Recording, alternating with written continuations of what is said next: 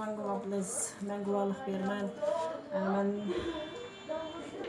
Doğu Türkistan'dan ki Korlu vilayet Hacın Naye, Karmudun Yeza, Ulan Vazirken, Brendadü 5.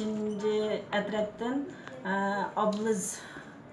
Ablız da ben Ablız, onun kızı ben Rızvan Gul, akam ben Reym Kare, anıken inem, yengem, şulanı ki ben Türkiye'ye çıkan 2 yıl oldu, 2 yılın yağı, ben 3 katım küreştim.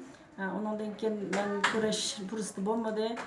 Akamni müştaq sana gibimiz var deb bir qarindishim bir singlim mizamda shu akangizni doktorxonaga ajirib ketdi deb müştaq dedi. Shuni ular ne dedim keyindan eningizni doktorxonaga ajirib ketdi dedi.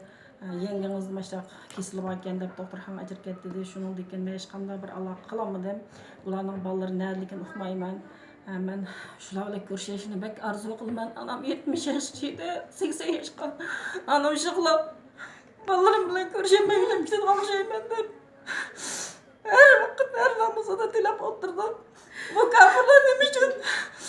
Bizde zulüm yok neydi, biz demiş vatanlar uruktu kalırımız bile demiş, güreştirmeydi.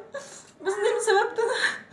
Muyda zulüm demişler, çıkıp bu ballarımız oktumuz da bu yerden takıp kıyıcılıkta ballarımız ile de beş kanlı var.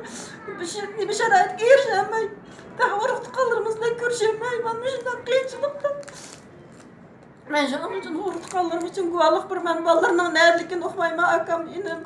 Yengemden ki kapının çokum bizge nimisini berişine, havanın berişine ümit kılmayın.